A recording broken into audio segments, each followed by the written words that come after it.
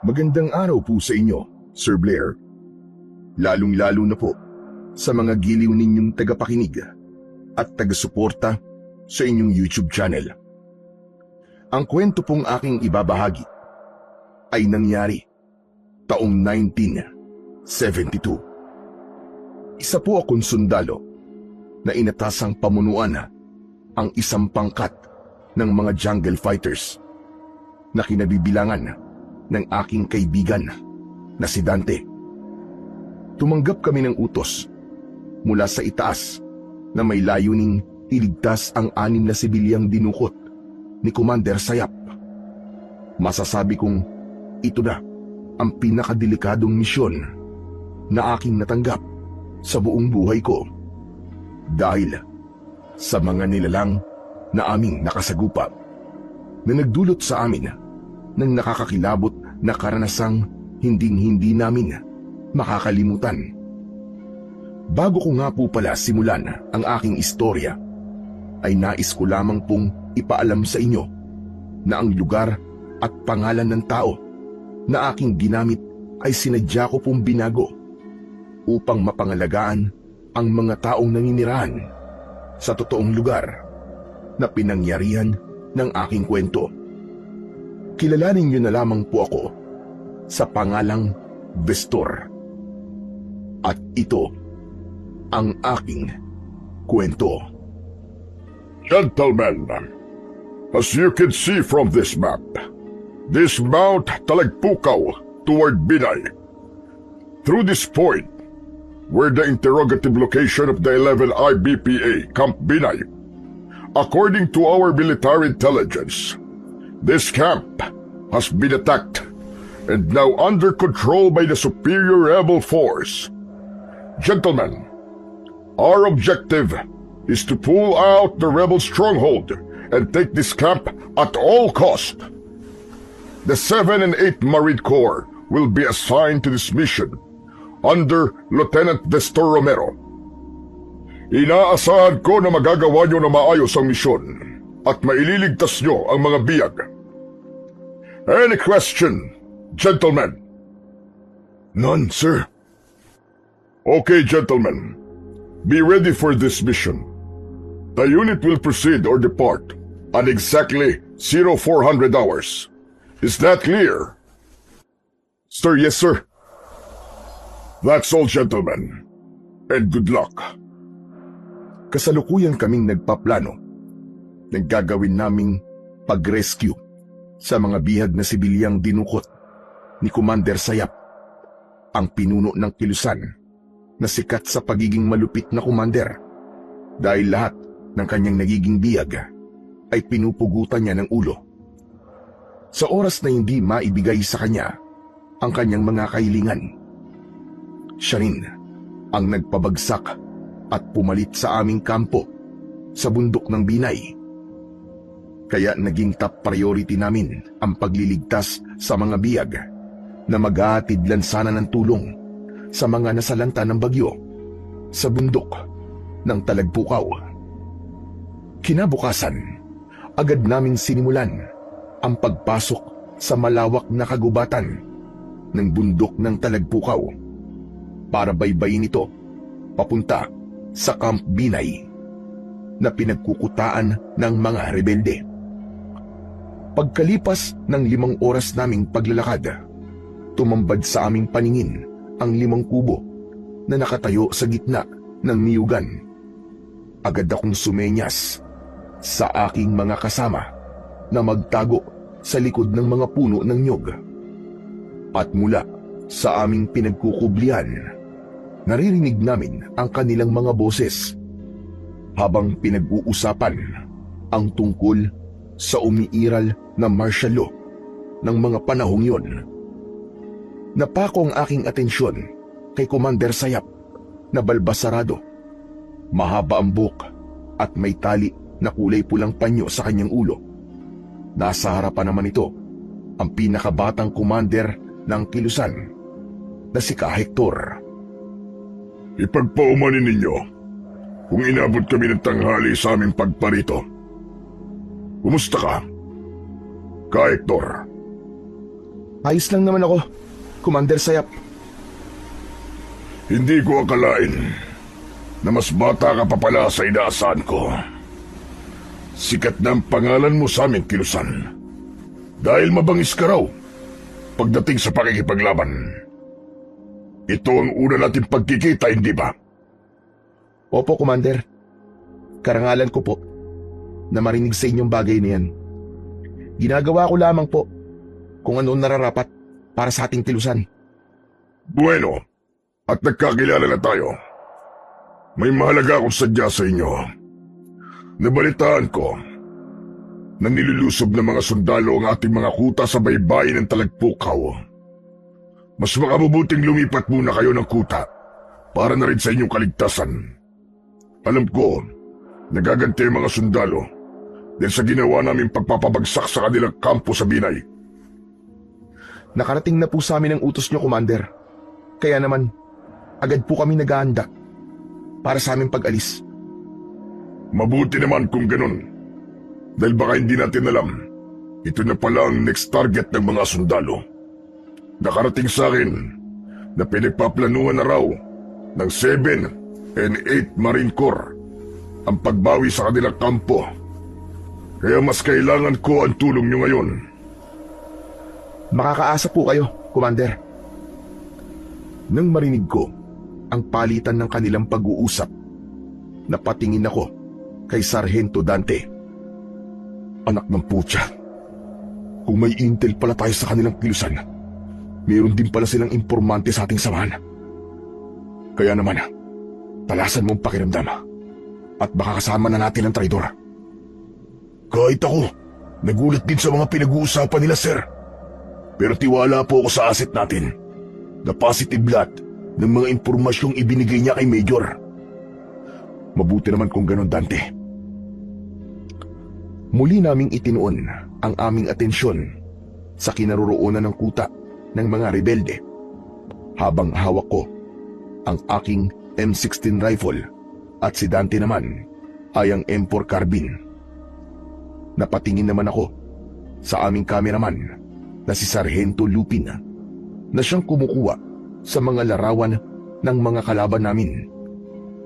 Wala naman akong napapansin na kahina-hinalang kilos sa aking mga kasama, kaya kahit papano ay nawala ang aking pag-aalala. Pagkatapos na mag-usap ni Naka Hector at Commander Sayap, kinausap naman ito ang mga tauhan ng batang commander na si Ka Hector. Marahil ay nagtataka kayo kung bakit kinailangan ko na makipagkita sa inyong lahat upang mabigyan kayo ng isang babala para mag-ingat. Ang biglaang pagdedeklara ng martial law ay lubhang makakaapekto sa ating kilusan dahil ang kabuuan ng gobyerno ay sumasailalim na sa kapangyarihan ng militar. Kaya naman, kailangan ko ng inyong pakikiisa upang mas pagtibayin pa ang ating samahan. Makakaasa ba ako na magagawa ninyo ang lahat para ipagtanggol ang ating mga karapatan? Makakaasa po kayo, Commander Sayap. Ibubuwis po namin ang aming buhay para sa ating kilusan. Alam rin po namin kung ano ang masamang ibubunga nito sa ating mga ipinaglalaban. Nakahanda kami na makipagsanib puwersa para sa ikalalakas ng ating samahan. Maraming salamat, Ka Hector. Kaya naman, kailangan ko ang tulong nyo para mangalap pa ng mas malalakas na sandata para may pagtanggol natin ang ating mga karapatan at ipinaglalaban. Naiintindihan ko ang ibig niyo sabihin, Commander. Sabihan niyo lang po ang mga bata ko at agad kaming susunod sa utos ninyo. Mga kasama, ngayon ay martial law na. Papayag ba kayo na mawala ang minimithi nating karapatan at ipinaglalaban? Sabay-sabay na sumigaw ang mga tauhan ni Ka Hector habang nakataas ang kanilang mga sandata. Napasulyap ako sa aking mga kasama at halos lahat sila ay nakikinig sa pinag-uusapan ng mga kalaban.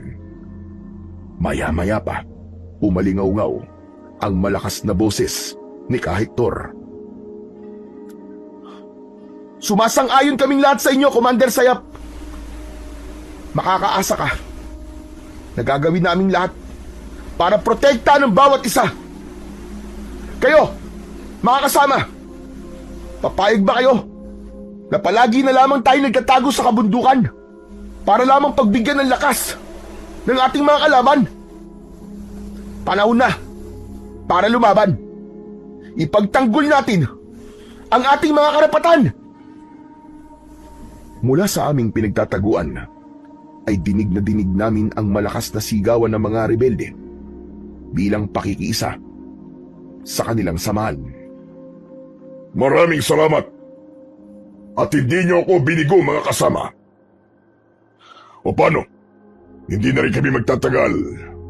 Kailangan na namin bumalik sa kampo. Ikaw, Kahektor, sumama ka na sa amin habang naghahanda ang iyong mga tauhan. Sige po, Commander Sayap. Agad na umalis ang pangkat ni Commander Sayap kasama ang batang commander na si Kahektor. Naiwan ang kanyang mga tauhan na naghahanda rin sa pag-alis. Nang mawala sila sa aking paningin, lumapit sa akin si Dante at kinausap ako habang nakatingin sa gawi ng mga rebelding abala sa pagtatali ng mga sako sa paragos ng kalabaw. Sir, mukhang nagpapalakas sila ng kilusan ha. Balak talaga nilang ipagtanggol ang kanilang kampo na inagaw lang naman sa atin. Paano, sir? Anong sunod nating hakbang? Hintayin muna nating tuluyang makaalis ang pangkat ni Commander Sayap. Kailangan nating malaman kung may mga biyag sa kubong yan. Sumenyas ako kay Lupin na may dala ng kamera upang kunin ang mapa at muling suriin yon. Pagkatapos, lumayo kami pansamantala sa kuta ng mga rebelde. Saka ko inilatag ang mapa sa damuhan at kinausap ang aking mga kasama. Now, gentlemen, our next objective is Camp Binay. This is the largest rebel stronghold in the Binay mountain range. Listen to me. I need the 7 and 8 Marine Corps. I want you to crush the rebels in the Binay mountain range within 1 hour. Sinasabi ko sa inyo, magiging mahirap ang pag-rescue natin sa mga biyag dahil nagkalat sa kanilang paligid ang mga piling mandirigma na haharap sa atin. Kaya kailangan ko ang inyong tulong para matupad ang ating misyon. Sikapin nyo rin na maging ligtas. Sir, kailangan ba nating ibagsakan lahat ng mga nakapaligid na kuta sa pinaka-main point ng kuta ni Commander Sayap? Oo, sapagkat hindi natin sila magagapi kung hahayaan natin ang kanilang mga kasama na nakabantay sa bawat dadaanan natin. Kailangan natin ng matinding pag-iingat. Wala na ba kayong mga tanong? Wala na po, sir. Kung ganon, maganda na kayo. Let's move! Nakabaluktot kaming tinahak ang daan papalapit sa kuta ng mga rebelde. Nang makalapit na kami, ay agad kaming napansin ng mga nagbabantay roon. Bago pa man sila makapagpaputok ng baril, inunahan ko na sila. Tinamaan ko sila sa katawan, kaya't sabay-sabay silang bumagsak. Doon na nagsimula ang pagsugod ng aming puwersa. Sabay-sabay naming pinaulanan ng bala ang mga rebelde habang naglalakad kami papalapit sa kanila. Pagkatapos, yumuko ako para magtago sa nakatumbang niyog at patuloy akong nagpakawala ng mga bala. Hanggang sa napansin ko ang isang rebelde na nagtatago sa likod ng isang malaking bato. Sinipat ko ang kanyang pinagtataguan at sakto sa kanyang paglitaw, ipinutok ko ang aking baril. Tinamaan ko siya sa pagitan ng kanyang mga mata, kaya't napalingon sa akin si Dante. Hanep, sir ah. Wala ka pa rin kupas. Ang husay niyo pa rin. Tsamba lang yun, Dante. Okay, back to position. Sige, sir. Ay, teka, sandali lang po, sir. Ayon pala kay Lupin, walang mga biyag sa kubo na yan. Tanging ang mga tauhan lang ni Ka Hector ang nariyan. Kung ganun, alam niyo na kung ano nararapat na gawin.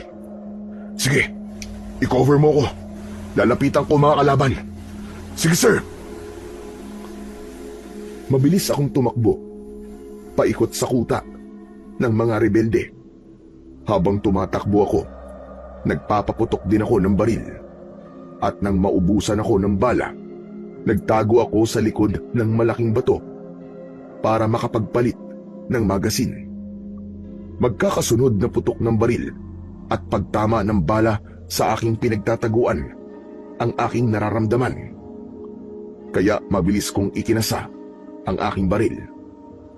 Pagkaktas ako, muli akong lumabas sa aking pinagtataguan at nagpaputok ulit ng baril.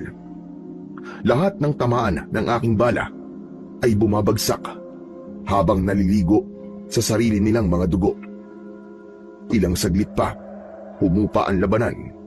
Napuno ng usok ang paligid. Nagtipon kami sa gitna ng kuta. Nilapitan naman ni Lupin ang mga nasawing rebelde at kinuha na niya ng larawan bilang ebidensya namin sa matagumpay na pagpapabagsak sa unang kuta na aming nadaanan. Akma ko sanang lalapitan ang kubo nang biglang lumipad mula roon ang isang kuwago. Para bang nakawala ito mula sa kulungan. Nakita yon ni Dante at akma sanang babarilin, pero pinigilan ko siya. "Wag, Dante! Sir, bakit mo ako pinigilan? Bakit mo papatayin ng kuwago? Wala siyang kasalanan. Hindi siya ang kalaban natin dito." "Pero sir, hindi mo ba alam na karamihan sa mga rebelde rito ay nag-aalaga ng mga kuwago para magsilbing mensahero nila sa isa't isa? Paano kung malaman ni Commander Sayap na nilusog natin ang kuta ni Ka Hector? Naisip mo ba kung ano magiging kapamakan nun sa atin?" "Bakit ba tayo narito ngayon sa misyon, ha, Dante? Hindi ba't ang magligtas ng buhay ng mga bihag? Kaya bakit mo pinag-iinitan ng isang hayop? Hindi mo ba napansin na ang kuwago na lumabas sa kubo ay ikinulong at nakalaya lamang dahil sa atin? Huwag kang basta-basta papatay ng mga hayop, lalo na kung puro hinala mo lang ang susundin mo. Talasan mo rin ang iyong paningin at pakiramdam upang malaman mo na hindi siya isang mensahero ng mga rebelde." "Bakit, sir? Sigurado ka rin ba na hindi mensahero ang kuwago na yun?" "Oo. Tumingala ka at tignan mo ang kanyang mga paa." Sumunod sa akin si Dante at nakita niya na walang lagayan ng sulat ang paa ng kuwago. Pagkatapos ay napatungo siya at tila nahiya sa kanyang nagawa. "Nakita mo na. Sa susunod, maging matalas ang mga mata mo bago ka magdesisyon." "Sorry po, sir." "Okay, kalimutan mo na yun. Basta hindi na mauulit. Napagdududahan mo ang kakayahan ko." Hindi nagsalita si Dante, kaya iniwan ko siya na nakatayo sa gitna ng kuta at lumapit ako sa aking mga kasama. Pagkatapos ng aming pag-uusap ay umalis na kami sa lugar na yon at binaybay ang daan na nilakaran ng mga umalis na rebelde. Habang tinatahak namin ang daan, ay napansin ko na nakasunod sa amin ang kuwago. Panay ang huni nito. Ang mabagal niyang paghuni ay naging sunod-sunod na parabang nagmamadali. Maya-maya pa ay nagulat kami nang salubungin kami ng putok ng mga baril mula sa kalaban. Nagsipulasan kami at kanya-kanya ng pagtago sa likod ng mga bato. At dahil nagtago rin ang aming mga kalaban sa likod ng mga bato, ginamit ko ang granada. Inihagis ko yun sa kanila. Pagpatak ng granada sa lupa, sumambulat ang mga rebelde. Maigpit kong hinawakan ang aking sandata. Saka mabilis na tumakbo papalapit sa kinaroroonan ng mga rebelde. Habang sina Dante at Lupi naman ay panay ang hagis ng granada sa mga kalaban. "Sir, mag-iingat kayo!" "Okay, let's move!" Sabay-sabay kaming sumugod sa mga kalaban. Nagulat ang mga rebelde nang sumulpot ako sa kanilang harapan at malapitan ko silang pinaputukan ng baril. Nang matalo namin ang lahat ng mga rebelde, tumigil din ang Kuwago sa kanyang ginagawang paghuni. Kaya naniniwala ko na ang huni na yon ng Kuwago ay nagbibigay sa akin ng babala kapag merong kalaban sa paligid. Maya-maya pa ay kinuha namin ang mga baril ng mga napatay naming rebelde. Pero nabigla kami nang biglang sumulpot ang pangkat ni Commander Sayap. Napapalibutan nila kami at halos lahat sa kanila ay nakatutok ang baril sa amin. Ibaba niyo ang mga baril niyo. Ang lakas ng loob niyo na sumugod dito. Sige, dakpin ang mga hayop na yan. Hindi kami nakagalaw ng mga sandaling yon, lalo na nang lapitan kami ng mga tauhan ni Commander Sayap para kumpiskahin ang aming mga baril. Saka itinula kami para maglakad. Sige, lakad! Sa batok lang ang kamay. Kunting pagkakamali nyo lang. Sabog ang mga bao ng ulo nyo. Inilagay namin sa batok ang aming mga kamay at nagsimula na kaming maglakad. Tinahak namin ang daan papunta sa kanilang kuta. Pagkalipas ng ilang oras na paglalakad, narating namin ang kampo ng mga rebelde. Pinahanay nila kami sa gitna at tumayo sa aming harapan si Commander Sayap kasama ang batang commander na si Kahektor. Mga kasama, pagmasdan niyo ang mga sundalong ito. Nilusob nila ang kuta ni Kahektor at marami sa kanyang mga tauhan ang namatay. Kaya nabawasan ang ating puwersa. Sige mga kasama, kayo na ang bahala sa kanila. Pahirapan nyo para sa mga buhay na kinuha nila. Kahit pahirapan nyo kami, meron pa rin na mga kagaya namin ang babawi sa mga buhay nyo. Dahil sa mga ipinaglalaban nyo na wala namang kabuluhan. Ang biyag na kinuha ninyo, wala silang kasalanan at wala silang kinalaman sa inyong mga pinaglalaban. Sabihin nyo nga, yan ba layunin ng inyong samahan?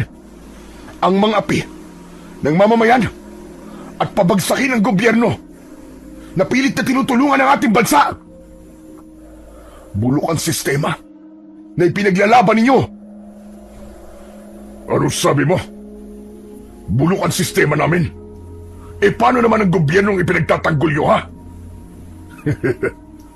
Pinalalaki nyo lang ang tiyan ng mga nakaupo sa pwesto para sa pansarili nyong kapakanan. Pinasasahod kayo ng pamahalaan para pumatay ng mga kagaya naming nagtatago sa kabundukan. Huwag kang umasta na para bang malinis ang inyong hangarin. Ang bumiyag ng mga sibilyan ay sapat ng katibayan na wala naman talaga kayong ipinaglalaban. Nabulok ang inyong layunin. Gusto nyo lang magpapansin sa pamahalaan. Isa pa, ang mga taong pinugutan mo ng ulo, hayop ka. Anong kasalanan nila sa inyo? Anong ginawa nila para sa inyong kilusan? Para patayin nyo sila ng walang kalaban-laban? Sinira mo ang pamilya nila. Ilang bata na ang nangulila sa kanilang ina at ama dahil sa inyong maling paniniwala. Wala kayong mga iniwan sa mga halimaw. Wala kang alam sa aming mga pinaglalaban dahil sumusunod lang kayo sa utos ng mga nakatataas sa inyo. Ikaw, isa ka lang tuta ng gobyerno. Huwag kang mag-alala dahil sinisigurado ko na mapapabilang ka sa mga taong pupugutan ng ulo. Pero bago yun, ipapakita ko sa inyo kung gaano talaga ako kalupit. Nakikita mo ba ang matandang yun? Siya ang kumakalaban sa akin. Hindi ko naman siya papatayin. Pero nakasalalay ang buhay niya sa prutas na ilalagay ko sa kanyang ulo. Kaya manood ka. Itinuro ni Commander Sayap ang matandang lalaki na nakagapos sa poste na kahoy. Bugbog sarado na ito habang nakatayo at hindi kababakasan ng takot sa muka. Anong gagawin mo sa kanya? Kasama ba yan? Sa mga ipinaglalaban nyo? Hindi ako sinagot ni Commander Sayap. Sa halip, inilabas niya ang kalibre 45 na baril. Pagkatapos, sinenyasan niya ang lalaking nakatayo sa tabi nito. Nakita kong nilagyan niya ng mansanas ang ulo ng matandang lalaki. Kaya naunawaan ko agad ang ibig niyang ipakita sa akin. Pagmasdan mo kung gaano ako kalupit at kung gaano ako kahusay sa pagpapaputok ng baril. Wag! Wag mo siya sasaktan! Alam ko na ipinapakita mo lang kung gaano ka kagaling at kalupit. Ganito na lang. Kung gusto mo talaga na ipakita sa akin kung gaano ka katapang, hinahamon kita. Isang duelo sa pagitan natin dalawa. Walang makikialam na kahit na sino. Walang sandata. Lalaki sa lalaki. Mano-mano. Sir! Sir, huwag niyo itong gawin, sir! Magtiwala ka sa akin, Dante. Gusto ko lang ipakita sa kanilang lahat kung ano ang tunay na ibig sabihin ng katapangan at kalupitan. Hinahamon mo ba ako? Oo. Kung totoong matapang ka, ipakita mo. Kung isa kang pinuno, patunayan mo. Hinahamon kita. Pero sa isang kondisyon. Aba, malakas pala ang pinuno nyo ah. Marami nang humamon sa akin. Pero lahat sila nabigulang at pinugutan ko lahat ng ulo. Kung ganun, ipakita mo sa akin kung sino sa ating dalawa ang mapupugutan ngayon ng ulo. Huwag kang puro satsat. Kung ganun, tinatanggap ko ang hamon mo. Anong kondisyon ang gusto mong hingiin? Madali lang naman eh. Ang kalayaan ng matandang yan. Inginuso ko ang kinaroroonan ng matandang lalaki na hindi makapagsalita dahil sa busal niya sa kanyang bibig. Humalakhak ng malakas si Commander Sayap, saka sumenyas sa kanyang mga tauhan para lapitan ako at kapkapan. Kung may kondisyon ka, may kondisyon din ako. Sa oras na matalo kita sa isang duelo, kamatayan yung lahat ang magiging kapalit. Tinatanggap ko ang iyong kondisyon. Mga kasama, sang-ayon ba kayo sa kondisyon niya para sa buhay ng biyag? Sige sir, sumasang-ayon kami. Kahit hindi patas para sa atin ang kondisyon nila. Sir, may tiwala kami sa'yo. Bilib naman ako sa katapangan mo, Lieutenant Bestor Romero. Pero hindi ako natatakot sa'yo. Ni hindi tumataas ang balahibo ko sa'yo. Sige, simulan na natin ang laban. Umatras si Commander Sayap at naghubad ng damit. Kaya nalantad sa amin ang malaki niyang pangangatawan. Ako naman ay humanda na rin sa pakikipagtunggali sa kanya. Maingat akong pumosisyon habang nakahaya ang kamao sa kalaban. Naunang umatake sa akin si Commander Sayap. Naiwasan ko ang kanyang suntok. Kaya naman nakaganti ako sa kanya ng suntok na tumama naman sa kanyang panga. Natigilan siya habang pinupunasan ng kanyang daliri ang umaagos na dugo mula sa pumutok niyang labi. O ano, unang patikim pa lang yan. Nagsisimula pa lang tayo. Sisiguraduhin ko na mapapahiya ka sa mga tauhan mo. Pinagbigyan lang kita. Malapit na kitang kalisan at makikita mo kung gaano ako kahusay sa pakikipaglaban. Nagkamali ka nang hinamon mo. Muling umatake sa akin si Commander Sayap. Lumipad ang kanyang sipa, ngunit nasalag ko yun ng aking kamay. Sa pagbaba ng kanyang paa, gumanti ako ng sipa sa kanya na naiwasan niya rin. At sa bilis ng kanyang kamao, hindi ko naiwasan ang pagtama ng kanyang suntok sa aking muka. Kaya ang labi ko naman ang pumutok. Napatingin ako sa gawi niya at sumilay ang nakakaloko niyang ngiti sa kanyang labi. Napaatras ako at humugot ng malalim na hininga. Nakita ko ang aking mga kasama na bakas ang pag-aalala sa kanilang muka. Sa oras na matalo kita sa duelo natin, ako mismo ang pupugot sa ulo mo. Yun ay kung manalo ka at magtagumpay ka sa laban natin. At kapag ikaw naman ang natalo ko, mapapahiya ka sa mga kasama mo. Mas matindi pa yun kaysa sa pagpupugot mo sa ulo ko. Dahil iisipin nila na mahina kang pinuno nila. Humanda ka talaga sa akin dahil babasagin ko ang pagbumuka mo. Umatake si Commander Sayap sa akin. Sinipa niya ako na agad ko namang naiwasan. Nagpalitan kami ng suntok na tumama naman sa dibdib ng bawat isa. At sa pag-ikot ko, tumama ang aking sipa sa kanyang panga. Bumagsak siya sa lupa at hindi agad nakabangon.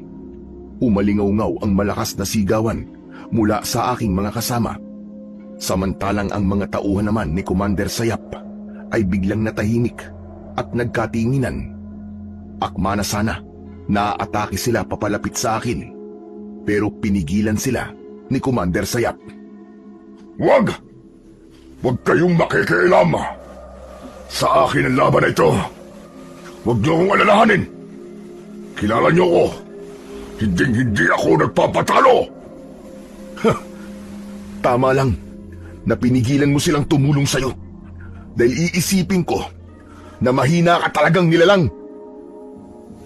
Dala ng bugso ng damdamin ni Commander Sayap, mabilis siyang umatake sa akin. Ngunit sinalubong ko siya ng sipa na tumama naman sa kanyang muka. Pumutok ang kanyang kilay, ngunit binaliwala niya yon. Tuluyan nang nasira ang konsentrasyon ni Commander Sayap dahil sa mga tama ng suntok sa iba't ibang parte ng kanyang katawan at sa sunod-sunod na pagsipa ko sa kanyang muka. Hindi na siya nakaganti ng suntok sa akin. Pasadsad siyang bumagsak sa lupa. Dumugo ang kanyang ilong. Nakapikit ang isa niyang mga mata habang nakatingin sa akin. Pinipilit niyang bumangon, ngunit hindi siya makatayo. Kaya naman, idiniklara ng kanyang mga tauhan na ako ang nanalo. Natalo mo ko sa laban. Kaya bilang isang lalaking kausap, sige, palalayain ko ang matanda. Mabuti naman at tao kang kausap. Sige, pakawalan niyo si Tatay Waro. Hayaan niyo silang umalis sa ating kuta. Pero itali niyo mga sundalo ito. Dahil natalo ko, bigyan sila ng isang araw para mabuhay. Dahan-dahang tumayo si Commander Sayap. Saka sinenyasan ang mga tauhan. Nilapitan ng dalawa nitong mga alagad ang matanda para kalagan ng gapos sa kamay. Inalis din nila ang busal nito sa bibig. Nilapitan ni Commander Sayap ang matanda. Saka kinausap. Magpasalamat ka. Maswerte ka. Dahil merong nagpakabayani para sa kaligtasan mo. Dahil kung nagkataon tanda, hindi ko nahahayaan na mabuhay ka pa. Hindi ako magpapasalamat para sa buhay ko. Magpapasalamat lang ako kapag pinalaya mo mga kasama kong binihag mo rin. Wala kaming kasalanan sa iyo. Nag-aatid lang kami ng tulong para sa mga taong sinalanta ng bagyo. Wala na nga kayo na itutulong sa amin. Piniperwisyo niyo pa ang tulong na dapat ay para sa kanila. Isang hirit mo pa, tanda. Baka magbago na ang isip ko at hindi na kita palayain pa. Wala akong panahong pakinggan ang mga hirit mo.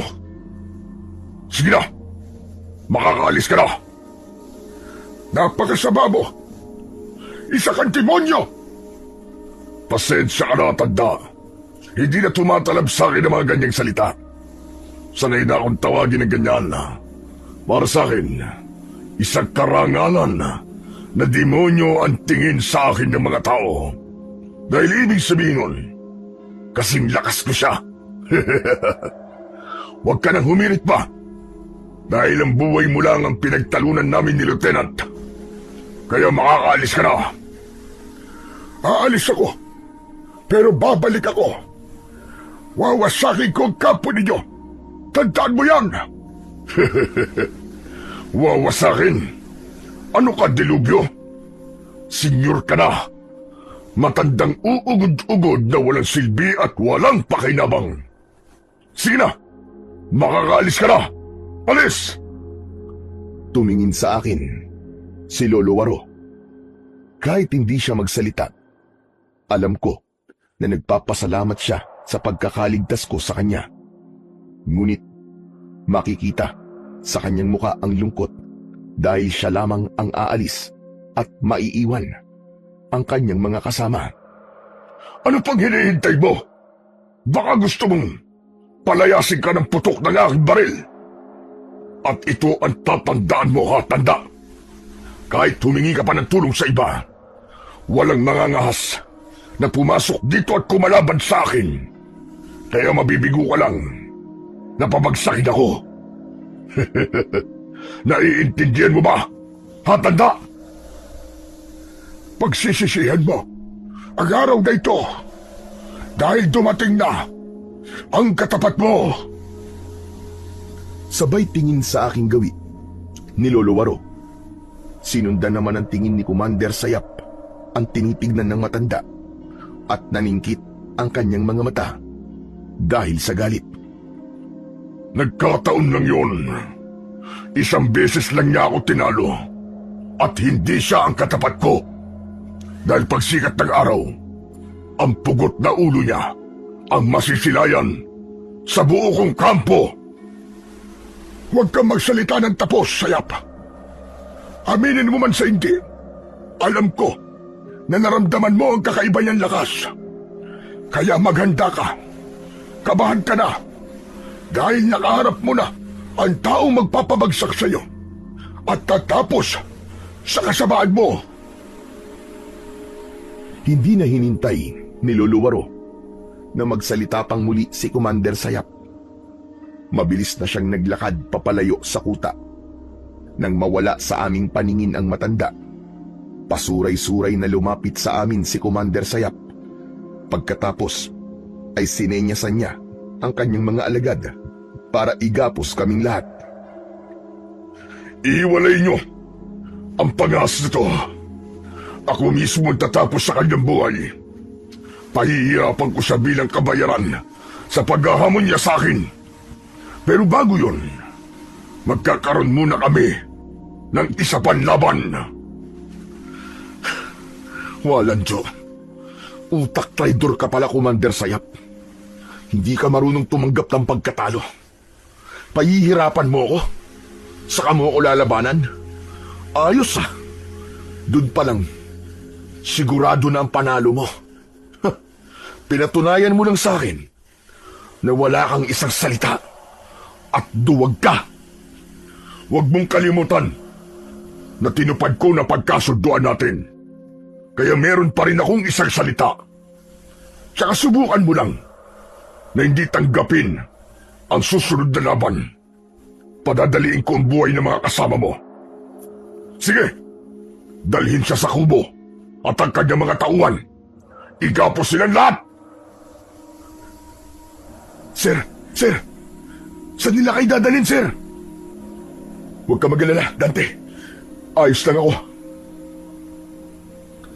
Kinaladkad ako ng mga tauhan ni Commander Sayap palayo sa aking mga kasama. Lahat sila ay ipinasok sa malaking bahay na pinagkukulungan din sa mga biyag. Si Commander Sayap naman ang nanguna sa pagpapahirap sa akin. Itinali nila ako sa haligi ng kubo. Habang pinalilibutan ako ng mga tauhan niya, nakita ko rin ang batang commander na si Hector na seryosong nakatingin sa akin. Sige, iwanan niyo na kami rito. Siya nga pala Hector. Bigyan mo nga ako ng alak. Kailangan kong magsaya. Para naman, hindi ko maramdaman ang sakit na ginawa sa akin ng hayop na ito. Pati tauhan mo, ginagawa mo ring utusan. Para kang buhaya. Itawag mo na sa akin ang lahat ng gusto mong itawag. Wala nang epekto yan sa akin. Mapapagod ka lang. Bakit hindi mo ireserbahan lahat ng lakas mo para sa gagawin kong pagpapahirap sa'yo? Sige na Hector. Ikuha mo na ako ng alak. Sige po, Commander. Agad na sumunod si Hector sa utos ni Commander Sayap. Kaya naiwan kaming dalawa sa loob ng kubo. Alam mo, Lieutenant, ako yung tipong hindi talaga tumatanggap ng pagkatalo eh. Binapatay ko at sino mang hahamon sa aking kakayahan. Pero, ikaw pa lang naman ang gumawa nun sa akin. Kaya naman, kailangan kong talunin ka sa pangalawang pagkakataon. Kahit na anong sabihin mo, natalo na kita sa duelo at tatatak na yun sa isip ng mga tauhan mo. Pahirapan mo man ako, hindi mo pa rin ako mapapabagsak, tandaan mo yan. Dahil sa mga sinabi ko, lumipad ang kamao ni Commander Sayap at tumama yon sa aking muka. Kaya naman, nabaling ang aking paningin sa pintuan ng kubo. Sakto yon na nahuli kong nakatitig sa akin si Hector habang dala niya ang bote ng alak. Saka siya nagmamadaling lumapit sa amin. Commander! Ito na po ang alak. Salamat. Sige na. Makakaalis ka na. Commander, gusto ko sanang ibalato niyo sa akin ang pagpatay sa kanya para makabawi ako sa ginawa niya sa mga kasama ko. Walang problema. Pero kailangan ko munang linisin ang pangalan ko sa pagkatalo ko kanina. Huwag kang mag-alala. Ipapaubaya ko sa iyo ang pagpatay sa kanya. Nang magkasundo na ang dalawa sa pagpaplanong pagpatay sa akin, iniwan kami ni Hector. Nakita ko na tinungga ni Commander Sayap ang alak hanggang sa maubos yun at ibinuga sa akin ang natitirang alak sa kanyang bibig. Dumukot siya ng posporo. Pagkatapos, sinindihan niya ang aking katawan. Sumiklab ang apoy, pero agad din namang nawala. Tiniis ko ang init hanggang sa maubos ang katas ng alak sa aking balat. Nanginginig ang aking katawan dahil sa labis na galit. Ngunit hindi ko ipinakita sa kanya ang sakit na nararamdaman ko. Sa halip, dinuraan ko siya sa muka. Hayop ka. Para sa akin, mas mahina ka pa sa isang duwag. Ano sabi mo? Ang sabi ko, duwag ka! Duwag! Dahil sa sinabi ko, ipinalo niya sa aking ulo ang bote ng alak. Naramdaman ko ang pag-agos ng dugo sa aking ulo. Hindi pa siya nasiyahan. Dumampot siya ng bubog at inihiwa niya yon sa aking dibdib. Sinira niya ang aking damit. Kinuha niya ang aking dog tag. Pagkatapos, inilagay niya yon sa kanyang bulsa. Maya-maya pa, magkakasunod na suntok ang tumama sa aking katawan. Hanggang sa mapayuko ako dahil sa labis na sakit. Ilang saglit pa, hinugot niya ang kanyang kutsilyo. Saka niya ako kinalagan ng tali sa kamay. Bumagsak ako sa lupa. Pinagulong niya ako sa pamamagitan ng kanyang sipa. Yumuko siya, sinakal niya ako at pilit na itinatayo. Muli niya akong binayo ng suntok sa sikmura. Inihatid niya ako ng suntok palabas ng kubo. Dahil sa pagbagsak at paggulong ko sa lupa, nabaling ang atensyon sa akin ng mga taong naroroon.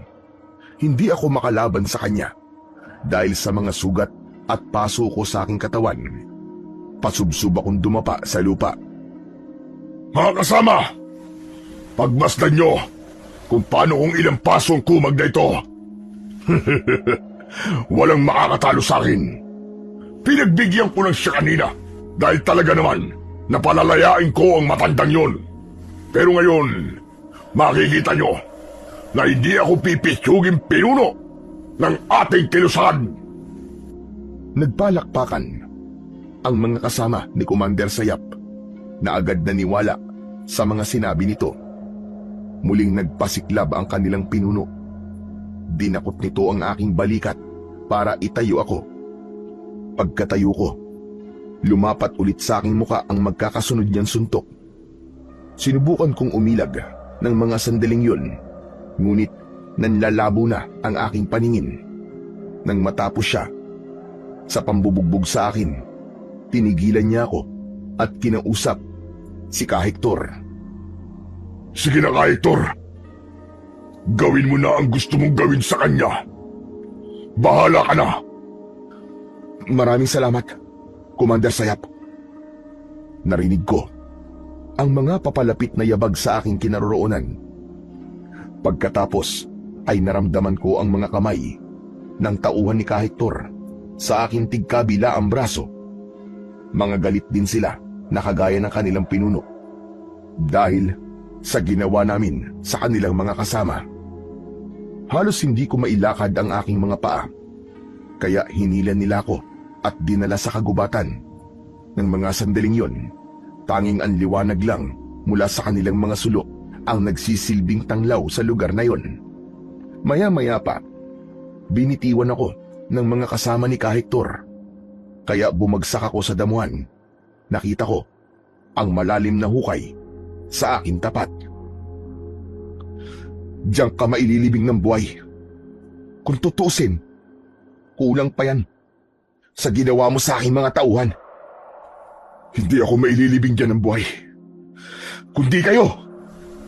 Mabilis akong tumayo at inagaw ang baril mula sa kamay ni Kahektor. Kinalabit ko ang gatilyo ng baril, ngunit nasipa niya yon bago ko pa man maiputok sa kanya. Nawalan ako ng balanse, kaya nahulog ako sa hukay. Pero dahil hawak ko na ang baril, pinaulanan ko sila ng bala. Mabilis akong umahon at gumanti ng putok. Nahagip ng aking paningin ang pagtakas ni Kahektor. Hinabol ko siya ng putok ng baril hanggang sa mawala siya sa madilim na bahagi ng kakawyan. Sunod na binalingan ko ay ang kanyang mga tauhan. Agad silang nakapagtago sa likod ng mga puno. Nang maramdaman ko na malapit na akong maubusan ng bala, nagtago ako sa likod ng isang puno. Sakto yun na nagpakawala rin ng putok ng baril ang aking mga kalaban. Gumanti naman ako ng putok ng baril sa kanila. Pagkatapos, tumakbo ako papalapit sa kanilang kinaroroonan. Nagulat sila nang bigla akong lumitaw sa kanilang harapan at pinaulanan ko sila ng bala. Merong nakatakas, kaya muli akong nagtago sa likod ng malaking bato. At sa muli sanang pagpapaputok ko ng baril, nagulat ako sa aking mga nakita. Ang dalawang rebelde biglang naghiwalay ang kanilang tiyan at lumipad sa impapawid ang kalahati ng kanilang katawan. Habang naririnig ko ang pagaspas ng kanilang pakpak sa itaas, nagtago ako sa ilalim ng halaman at nahiga ng patihaya. Napalunok ako ng laway dahil sa pagkabigla. Diyos ko, tulungan niyo po akong makatakas at mailigtas ang aking mga kasama mula sa mga halimaw na yun. Anak ng putya, hindi pala sila mga ordinaryong tao, kundi isang aswang na manananggal. Sa pagtingin ko sa langit, nakita ko ang isang kuwago. Nakadapo siya sa mga sanga ng puno habang nakatingin sa akin. Yun din ang kuwago na hinayaan kong makalaya sa kuta ni Kahektor. Muli akong bumangon at mula sa aking tapat, pabulusok na lumipad ang isang aswang na manananggal para atakihin ako. Sinalubong ko siya ng bala ng aking baril, ngunit hindi ito natinag. Kaya naman, dinagit niya ako. Nakabaon ang kanyang kuko sa aking balikat. Ramdam na ramdam ko ang sakit mula sa matutulis na kuko ng manananggal ng mga sandaling yun. Hanggang sa inilipad niya ako papalayo. Pero nakita ko ang kuwago. Lumipad siya habang nakasunod sa amin. Tinulungan niya ako sa pamamagitan ng pagtuka niya sa kamay ng manananggal. Kaya nabitiwan ako ng aswang. Bumagsak ako sa lupa habang namiminipit sa labis na sakit ang balikat. Nabitiwan ko rin ang baril at mula sa aking tapat, kitang-kita ko kung paanong nakipaglaban ang kuwago sa manananggal. Hanggang sa tamaan ito ng kalmot ng aswang at bumagsak siya sa aking tabi. Napabalikwas ako ng bangon para protektahan ang sugatan na kuwago. Saktong pagbaba ng aswang, sinalubong ko siya ng suntok sa mukha.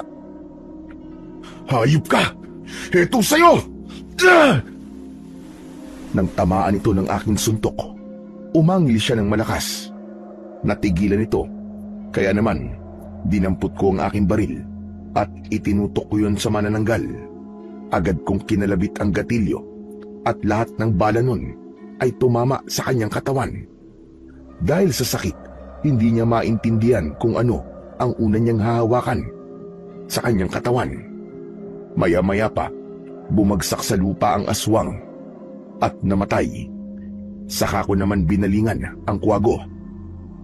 "Maraming salamat sa iyo, kaibigang kuwago, sa pagkakaligtas mo sa akin. Halika, sumama ka sa akin para magamot kong sugat mo." Maingat kong dinampot ang kuwago sa lupa. Pagkatapos, ipinatong ko siya sa aking balikat. Ngunit sa kanyang pagkakakapit ng maigpit, bumuon ang kanyang mga kuko sa aking laman. Tiniis ko ang sakit. Hindi ko siya inalis sa aking balikat. Saka ako naglakad.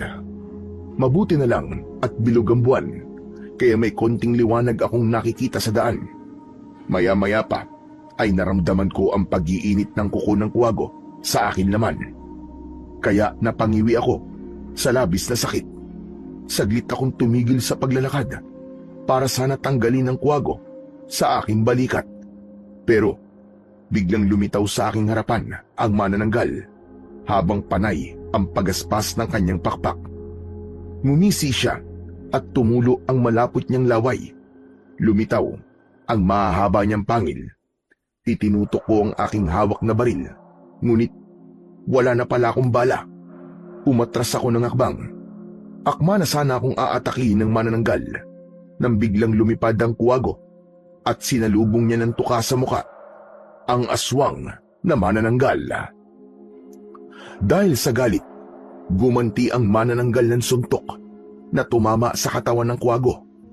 Tumalsik ang kuwago at humampas ang kanyang katawan sa kahoy bago bumagsak sa lupa. Nanlaki ang aking mga mata dahil sa pag-aalala para sa kuwago. Dala naman ang aking galit, sinugod ko ang aswang at pinagsusuntok ko siya sa muka. Nakita ko ang kahoy na may tuli sa dulo. Dinampot ko yun at isinaksak sa kanyang dibdib. Hindi pa ako nasiyahan. Hinugot kong muli ang kahoy at ibinaon ko yun sa kanyang leg. Tumagos yun hanggang sa kanyang batok. Nagkakakawag ang pakpak nito at bumagsak sa lupa. "Mga impakto kayo! Kampon kayo ng kadiliman na nagtatago sa pagiging rebelde. Pues, ito na ang magiging katapusan mo!" Nilapitan ko siya at ubod lakas kong itinarak sa kanyang dibdib, direkta sa kanyang puso, ang kahoy na matulis. Sinakyan ko ang kahoy para mas lalo pang bumaon ito sa katawan ng aswang. Nang mamatay ang manananggal, inilinga ko ang aking paningin sa paligid at bigla kong naalala ang nakatakas na si Ka Hector. Kailangan ko na palang umalis dito. Marahil nakapagsumbong na si Ka Hector kay Commander Sayap. Bigla kong nakita ang kwago na nakahandusay sa lupa. Kaya nilapitan ko siya. Hindi na ito gumagalaw, kaya hindi ko napigilan ang pagpatak ng aking luwa nang mapagtanto kong patay na ang kwago na nagligtas sa akin. Kaibigang kwago, patawarin mo ko kung pati ikaw ay nadamay. Habang buhay kong tatalawin na utang na loob sa'yo ang pagkakaligtas mo sa akin. Hindi ko sasayangin ang pagsasakripisyo ng buhay para sa akin. Maraming salamat sa'yo, kaibigang kwago. Akma ko na sanang hahawakan ang katawan ng kwago para bigyan ito ng maayos na libing. Nang biglang sumakit ang aking balikat, tumibok-tibok yun na para bang puso. Kaya napahawak ako sa aking balikat. Nagulat ako nang maramdaman ko sa aking kamay ang kuko ng kwago na nakatusok sa aking laman. Pero mas nabaling ang aking atensyon sa biglang pagkislap ng liwanag sa katawan ng kwago. Teka, anong nangyari? Anong klaseng nilalang ito? Bakit siya nagliliwanag? Hindi ko na natapos pa ang aking sasabihin nang biglang nasunog ang katawan ng kwago. Lumitaw ang isang kulay dilaw na hugis bilog na bato. Walang tigil yun sa pagkislap. Diyos ko! Ano to? Hindi ko napigilan ang aking sarili na hindi damputin ang bato. Pero nang lumapat yun sa aking kamay, hindi na yun maalis. Kusa na yun dumikit sa aking palad. Hindi maaari. Hindi ko mapigilan ang aking sarili na hindi isubo ang batong to. Diyos ko! Ano tong nangyayari sa akin? Tulungan niyo po ako! Para bang may malakas na puwersang nagtutulak sa aking mga kamay para isubo ang nagliliwanag na bato. At kahit hawakan ko pa ang aking kamay para hindi yun makalapit sa aking bibig, ay wala na akong nagawa. Naipasok na yun sa aking bunganga at diretso kong nalunok ang bato. Bumagsak ako sa lupa habang nagkikisay ang aking katawan. Hindi ko makontrol ang abnormal na paggalaw ng aking mga kamay at binti habang ang aking hininga ay paisa-isa. Nanlalaki ang aking mga mata dahil sa nararamdaman kong pag-iinit ng aking tiyan. Sumabay pa ang kuko na nakabaon sa aking balikat dahil sa pinagsamang paghihirap na aking nararamdaman. Tuluyan na akong nawalan ng ulirat. Nagising ang aking diwa mula sa malakas na pagdikdik ng bagay sa aking tabi. Kasunod ng amoy mula sa usok ng insenso at kamangyan. Dahan-dahang nagmulat ang aking mga mata at nakita ko ang isang matandang lalaki na abala sa pagdidikdik ng mga dahon sa maliit na lusong na gawa sa bato. Mabuti naman at gising ka na. Kumusta na ang pakiramdam mo, iyo? Teka, kilala ko po kayo. Kayo ang matandang tinulungan kong makalaya. Kayo ho si Lolo Waro, di ba? Oo, ako nga ito. Mabuti na lang at naisipan nilang dalhin ka sa gubat. Kahit papano, nagkaroon ka ng pagkakataon para makatakas sa kanila. Kaya lang, Lolo, ang mga kasama ko po, kailangan ko silang mailigtas. Babalikan ko po sila. Magpalakas ka muna. Malala naging sugat mo sa katawan. Ano ba nangyari sa'yo? May nangyari po sa gubat bago ko nawalan ng malay, Lolo Waro. Nakakita po ako ng aswang na manananggal. Ang buong akala ko nga po sa buong buhay ko, babae lang po manananggal. Pwede po pala maging ang lalaki. Manananggal din ang tawag sa kanila. Pero mas malakas sila kumpara sa mga babaeng manananggal. Matagal na silang nag-ahari sa lugar na ito. Kaya hanggang ngayon, wala pa rin nakakatalo sa kanila. Pero Lolo Waro, hindi lang po yun ang natuklasan ko. Iniligtas po ko ng isang kakaibang kwago. Ngunit namatay po siya. Hindi ho kayo maniniwala. Nasaksiyan ko po ang pagliwanag ng katawan ng kwago bago siya nag-iwan ng isang kumikislap na bato. Nang hawakan ko po yun, sa pilitan ko po yung naisubo sa aking bibig.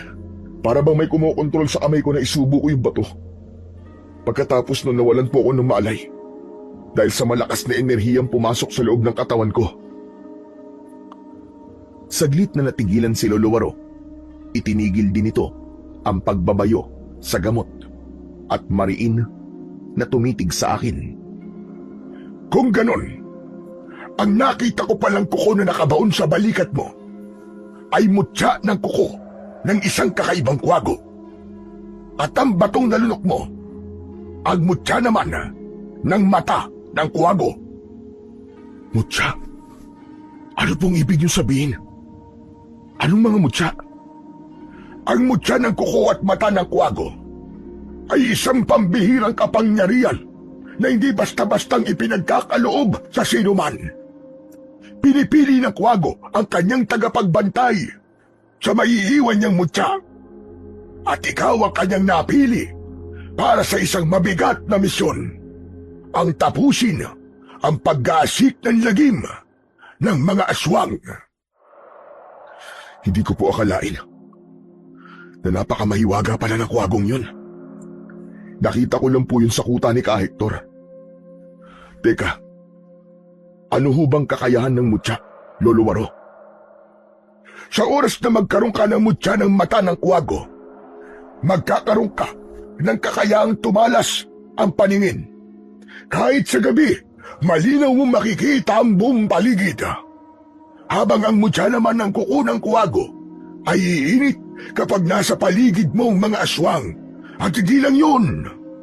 Kapag nahawakan mo katawan ng aswang, hindi nila agad yun matatanggal at makakaramdam sila ng kakaibang sakit na para bang may pako na bumabaon sa kanilang kalamnan. Manghihina sila at masusunog ang katawan. Magiging mataas din ang pagtalon mo na para bang kasinggaan ka ng papel. Tataglayin mo ang lahat ng kakayahan ng kwago. Ipinakita sa akin ni Lolo Waro ang 2 piraso ng kuko ng kwago na ginawa na nitong kwintas. Oh, heto. Isuot mo. Tinanggal ko yan mula sa balikat mo para magamot ko kagad ang sugat mo. Maraming salamat po sa pagtulong niyo sa akin, Lolo Waro. Isusuot ko na po itong kwintas. Ako ang dapat na magpasalamat sa iyo, iyo. Dahil iniligtas mo ko sa tiyak na kamatayan. Sana, iyo, matulungan mo kaming lahat. Tapusin mo na ng tuluyan ang pag-aasik ng lagim ni Commander Sayap. Marami na siyang napapatay. At maaaring sa susunod na mga araw, pupugutan niya na ng ulo ang mga kasama mo, kasabay ng kanilang mga biyag. Iligtas natin sila. Nakahanda akong tumulong sa iyo. Lolo Waro, maiba nga po pala tayo ng usapan. Ano po ang dahilan? At nandun kayo sa kuta ng mga aswang? Nagbubuluntaryo akong tumulong sa mga nasalanta ng bagyo sa ibaba ng bundok ng Talagpukaw. Hindi namin nakalain na nakaabang na mga tauhan ni Commander Sayap para agawid sa amin ang mga dala naming relief goods at bigas. Ang iba sa amin na sinubukan tumakas ay pinatay nila. Talaga po palang napakasama niya. Huwag po kayo mag-alala. Nakahanda po kong iligtas ang kanilang mga bihag. Kahit buhay ko po ang maging kapalit. Teka, sandali lang. May gusto lamang akong ibigay sa iyo. Saglit na tumayo si Lolo Waro para pumasok sa loob ng kanyang silid. Pagbalik niya ay may dala na siyang isang uri ng sandata na isang dipa. Ang haba. Meron 3 talim sa dulo ng armas. Kaya napatitig ako sa muka ni Lolo Waro. Lolo Waro, ano po ang bagay na yan? Isa itong uri ng sandata na kung tawagin ng mga mangingisda dito sa aming lugar ay isang salapang. Ngunit mas kilala ito sa pangalang Tridente. Siya nga po. Kakaiba ang sandatang yan. Isa pa, ngayon lang po ako nakakita ng ganyang uri ng armas. Magagamit mo ito laban sa mga manananggal.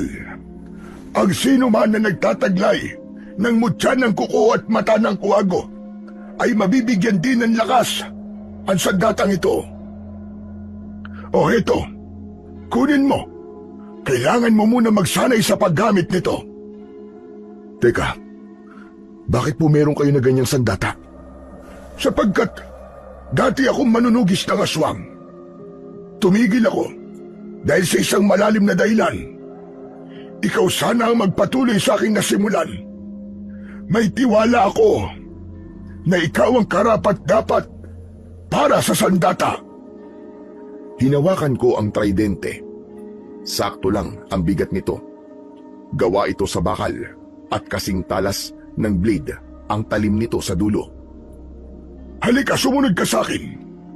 Alam ko na hindi mo na halos nararamdaman ang sakit sa sugat mo sa katawan dahil malaki ang naitulok ng nalunok mong mutya. Saan po tayo pupunta? Ituturo ko sa iyo ang natutunan kong kasanayan sa paggamit ng tridente. Pagkatapos, lulusob tayo sa kuta ng mga aswang para iligtas sa mga biyag. Mahalaga ang bawat oras dahil bawat segundo, isang buhay ang maaaring mawala. Agad akong sumunod kay Lolo Waro, palabas ng bahay. Bumungad sa aking paningin ang malawak niyang bakuran na merong nakasabit na mga sako sa sanga ng puno. Ang mga yan ang magiging target mo sa pagsasanay. May laman na lupa ang bawat sako. Isipin mo na sila ay mga manananggal. Gamitin mo ang tridente. Ipunin mo ang lahat ng lakas mo para mabutas ang mga sako at mawasak sa isang pagsaksak lamang. Sa pamamagitan nun, masusukat kung gaano kalakas ang bisa ng mutya sa iyong katawan. At kapag nagawa ko po yun, ibig sabihin nun, tinanggap na ng katawan mo ang kapangyarihan at may bisa na ito para lumaban sa mga aswang. Umatras si Lolo Waro. Bilang hudyat ng pagsisimula ko sa pagsasanay, ikinumpas ko ang tridente sa hangin at ipinokus ko ang aking paningin sa mga sako. Mataas ang kinalalagyan ng mga ito, kaya kailangan ko pang tumalon ng mataas. Sa pagtalon ko, isinaksak ko ang tridente sa sako. Sa unang pag-atake ko, nabutas lang yun. Tumagal halos ng 2 oras ang aking ginagawa, ngunit hindi ko pa rin nawawasak ang mga sako. Hanggang sa huminga ko ng malalim, pumikit ako at mahigpit kong hinawakan ang sandata. Sa paglukso at pagsaksak ko sa sako, nawasak yun at bumuhos ang lupa mula sa loob nun. Napatingin ako sa gawi ni Lolo Waro. Napatango siya at bakas ang tuwa sa kanyang muka. Mahusay ka pala na gumamit ng sandatang tridente, iyo. Nakita ko rin na hindi ka basta-bastang sumusuko. Kaya masasabi kong handa ka na para lumusob. Hindi rin po ako makapaniwala na magagawa ko po ng tama ang pagsasanay. Halika, pumasok na tayo sa loob ng bahay para sa pagpaplano nating paglusob. Pagkatapos ng aming pagsasanay, ay pinag-aralan ko naman ang iginuhit na mapa ni Lolo Waro kung paano namin yun papasukin. Yun ang kuta ng mga aswang. Kabisado ng matanda ang kinaroroonan ng mga biyag at ng aking mga kasama. Pagsapit ng gabi, maingat ang hakbang ng aking mga paa na tinahak ang daan papunta sa kuta ng mga aswang. Kasama ko si Lolo Waro na may dalang baril, habang ako naman, tangan ko ang tridente at ang kalibre 45 na baril. Totoo po ang sinabi niyo, Lolo Waro. Kulay dilaw ang tingin ko sa paligid at malinaw ko po nakikita ang bawat sulok ng kakawyan. Pati na po ang maliliit na insektong nakakapit sa punong kahoy ay nakikita ko rin po. Pati ang kanilang mga kaluskos. ay rinig na rinig ko rin. Kaya maswerte ako at nakuha mo ang mutya dahil alam ko nagagamitin mo yan sa kabutihan. Pagkalipas ng ilang oras na paglalakad, ay narating namin ang gitna ng kagubatan. Nagtago muna kami sa likod ng mga punong kahoy. Sakto yun na napansin namin ang mga tauhan ni Commander Sayap na pinahihirapan ng aking mga kasama sa gitna ng kakahuyan.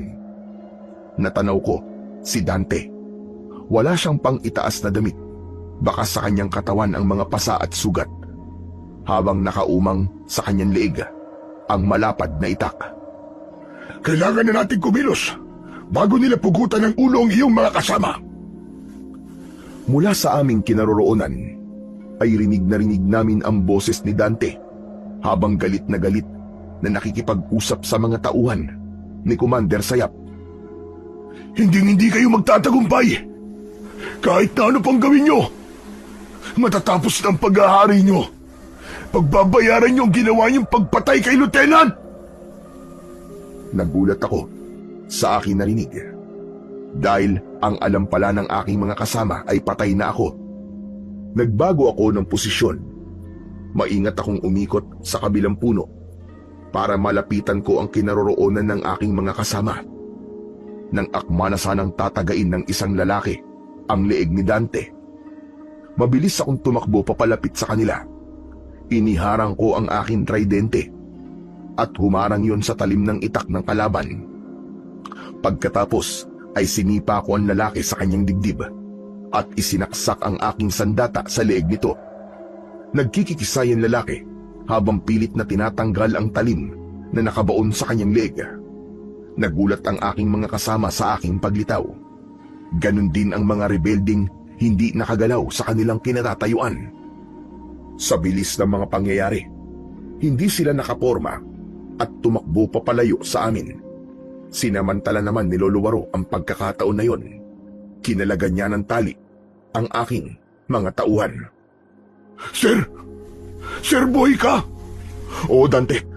Sige na, kumilos tayo. Kalagyan niyo ng tali ang iba pa nating mga kasama. Agad silang nagmadali sa pagkilos. Maya-maya pa ay nakarinig kami ng ingay mula sa impapawid. Kasabay ng pagaspas ng pakpak sa aming paligid, inatake kami ng 5 manananggal. Nagulat ang aking mga kasama sa biglang paglitaw ng mga aswang dahil yun ang unang pagkakataon na nakakita sila ng ganong klaseng mga nilalang. Tama kayo sa nakikita nyo mga kasama. Mga aswang ang kalaban natin at hindi mga rebelde. Sige na, kailangan natin lumaban para sa buhay natin at iligtas natin ang mga biyag. Nang makakuha sila ng armas, ay pinangunahan ko ang pagpapaputok ng baril sa mga kalaban. Nakipagsabayan kami ng putok sa mga aswang na may hawak din na baril. At sa pagsugod sa akin ng aswang, ay sinalubong ko ito ng saksak ng tridente. Tinamaan ko siya sa leeg at mula sa ere, nagkikikisay at nasunog ang kanyang katawan. Natigilan ang aking mga kasama pero agad din na nakabawi sa pagkabigla. Dante, lapitan niyo ang mga naiwan nilang bewang at paulanan niyo ng bala. Ako naman ang bahala sa kalahati ng kanilang katawan. Sige na, kumilos na kayo. Bilisan niyo! Pinagtig-isahan namin ang mga katawan ng manananggal, habang si Lolo Waro naman ang tagakuha sa mga naiwang baril ng mga aswang. Pagtingin ko naman sa gawi ni Dante, ay tangkasan ang aatakihin ito ng aswang mula sa kanyang likuran. Agad ko naman na sinibat ang aking tridente sa aswang. Bumuo ng aking sandata sa kanyang katawan. Nagkakakawag ang pakpak nito, kaya't patakbo ko siyang nilapitan. Binunot ko ang talim. Sinubukan itong tumakas, pero nahawakan ko ang kanyang pakpak. Kagaya ng sinabi sa akin ni Lolo Waro, hindi makawala ang aswang sa mahigpit kong pagkakakapit. Hinila ko ang pakpak nito at pagkatapos ay inihampas ko siya sa katawan ng puno. Nang bumagsak sa lupa ang aswang, saka siya pinagtulungan ng aking mga kasama. Tinadtad nila ito ng baril hanggang sa magkaluray-luray ang katawan nito. Nang humupa ang labanan, ay habol ang hiningang tumayo ako sa gitna ng aking mga tauhan. Men, secure the area. Yes, sir. Kumalat ang aking mga kasama habang naghihintay sa aking utos. Maya-maya pa ay ibinigay ko sa kanila ang mga nakuwang baril ni Lolo Waro. Ganon din ang paglalagay namin ng mga tanda sa aming muka upang makilala namin ang isa't isa.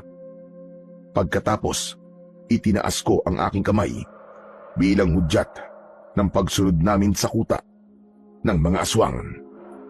Mabilis kaming tumakbo habang nakabaluktot. Palipat-lipat kami sa mga punong nadadaanan namin. Pagdating namin sa kinaroroonan ng kampo ni Commander Sayap, nagtago kami sa malalagong halaman. Sakto na mayroong pagpupulong ang lahat ng mga pinuno ng kilusan para sa gagawin nilang pag-atake sa kampo ng mga sundalo. Dinig naming lahat ang kanilang mga pinag-uusapan. Napako ang aking atensyon kay Ka-Hector na hindi ko alam kung bakit pinagtakpan niya ang pagtakas ko. Sa halip, pinalabas niya na patay na ako. Maya-maya pa, umalingaw-ngaw ang boses ni Commander Sayap. Bumaba kami kanina sa bayan. At ayon sa nakalap naming impormasyon, meron ng mga sundalo na papunta sa ating kuta. Kaya ang gusto ko, tanggapin niyo na ang pagiging aswang ninyo para tayo na mismo at sumugod sa kanila. Pero, paano mga biyag natin, Commander? Dating gawi. Ang kanilang dugo ay iipunin natin.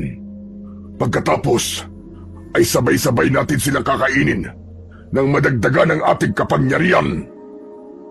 Napangiwi ako sa gawi ni Dante na hindi makapaniwala sa kanyang mga narinig. Si Lolo Waro naman ay bumakas ang takot sa kanyang muka. Huwag na tayo mag-aksaya ng oras. Kailangan na natin sumugod sa mga kalaban. Okay, men. Maganda kayo. Kilos na! Pinangunahan ko ang pagsugod sa kuta ng mga aswang. Nagpaputok agad ako ng baril at iniwasan ang bahay kung saan ay naroon ang mga biyag. Kanya-kanya kaming pagsalakay sa kanila. May pumunta sa gawi ng mga kulungan para iligtas ang mga biyag. Umalingaw-ngaw ang palitan ng mga putok ng baril habang ako naman ay tumalon na mataas at bawat pagbagsak ko ay itinatarak ko ang aking tridente sa katawan ng mga kalaban. Ang ibang mga kalaban ay nagpalit na ng anyo bilang isang manananggal. Habang ang mga rebelde na hindi pa ganap na aswang ay hindi naman nakaligtas sa bala ng aking mga tauhan. Malakas na sumigaw si Commander Sayap nang makita ko. Lintik na! Akala ko mapatay ng lieutenant na yan! Niloko mo ko, Commander Hector! Humanda ka! Itinutok ni Commander Sayap ang kanyang baril sa nakatayong si Ka-Hector. Kaya agad akong kumilos para iligtas ito. Mataas akong tumalon at inatake ng saksak ng tridente ang pinuno. Tinamaan ko siya sa kanyang braso, kaya nabaling ang baril nito sa ibang direksyon at tinamaan ang sarili nitong tauhan, kaya mas lalo itong nagnitngit sa galit. Binalingan niya ako at malapitan na binaril. Subalit nakailag ako. Gumanti ako ng sipa sa kanyang kamay, kaya naman nabitiwan niya ang kanyang baril. Pambihira! Paanong napunta sa iyo ang sandatang yan, itanda? Hindi na mahalaga kung paano. Ang mahalaga ay nandito na ako para patayin ka! Umatake ako sa kanya gamit ang aking sandatang tridente. Ngunit nakaiwas ito. Gumanti siya sa akin ng suntok. Pasadsad akong bumagsak sa lupa sa tabi mismo ni Ka-Hector. At dahil hindi pa rin ako sigurado sa totoong motibo ni Ka-Hector, kahit iniligtas ko siya, nakatikim siya sa akin ng hampas ng aking tridente. Tumama yon sa kanyang tiyan. Bumagsak ito sa lupa, ngunit nilapitan ito ni Dante at hinuli Iginapos nila ito at inilayo sa akin, habang ako naman hinarap si Commander Sayap na unti-unti nang nagpapalit ng anyo bilang isang manananggal. Sa isang iglap, tumubo ang pakpak nito sa kanyang likod at umangin ng malakas. Sige na, ako nang bahala rito. Itakas nyo na mga biyag, bilisan nyo. Pero sir, paano ka? Bilisan nyo na. Huwag nyo na akong alalahanin. That's an order! Wala nang nagawa si Dante, kundi iwan ako at samahan ang mga biyag para tumakas. Pagharap ko naman sa gawi ni Commander Sayap, bumulusok siya ng lipad at inatake niya ako ng kalmot sa aking tiyan. Pero hindi tumalab ang kanyang mga kuko sa aking balat.